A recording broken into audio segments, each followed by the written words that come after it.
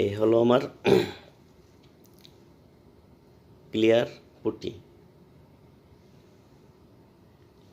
এটা শুধু ফার্নিচারের জন্য, এইরকম ফ্রেম বা এরকম ফার্নিচারের জন্য, ফিনিশিংয়ের জন্য, এরকম ফিনিশিংয়ের জন্য। দেখেন এরকম ফিনিশিং। আজকে আমি এটা অ্যাপ্লাই করছি। এখানে প্রথমে দেখাই নাই, এখানে কিছু ফাইটা ফুইটা গেছিল গা। ফাইটা ফুইটা যাওয়ার কারণে তারপরে আমার ইঞ্জিনিয়ার বললো এটা এখান থেকে কাইটটা রিমুভ করে নতুন পিস লাগানোর জন্য। কিন্তু আমি দেখলাম নতুন পিস লাগাইতে গেলে অনেক ঝামেলা। যেমন আমার এখানে সেম সাইজের পিস পাবো না, নাই এক। দ্বিতীয়ত কাটতে গেলে আমার জয়েন্ট আসবে, বা হাতে যদি আমি কালার বানাই তাও অনেক ধরনের টাইম লাগবে। এখন আমি এটারে আবার সেম এই যে উপরের মতন চাইতেছি আমি নিচে একটা ফিনিশিং আনার জন্য। তখন ওই বাঙ্গা কর্নারগুলি, এই যেমন আগে এখানে বাঙ্গা ছিল, এখানে ফাটা ছিল, এই যে এখানে জয়েন্ট ছিল, এটি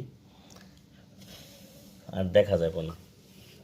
তখন আমি ক্লিয়ার পুটি দিয়ে অ্যাপ্লাই কীভাবে করি দেখবেন। এই যে আমি এখান থেকে নিলাম, নেওয়ার পরে এই যে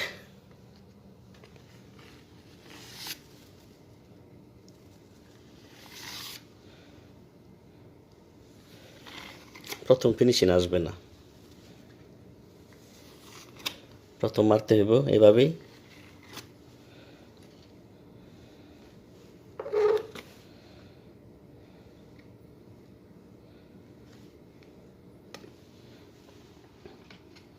প্রথম ফিনিশিং আসবে না, একবার, দুইবার, তিনবার, চারবার, পাঁচবার এরকম মারার পরে যখন স্ক্র্যাপারের মুখ আর এই উড পিস একসাথে হয়ে যাবে তখন ফিনিশিং আসবে।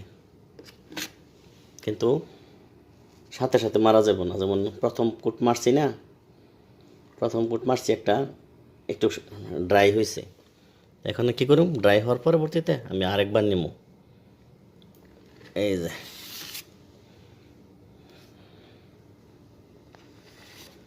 তো ভালোভাবে বোঝাতে পারতেছি না, কেন আমার নিজের হাতে ক্যামেরা তো।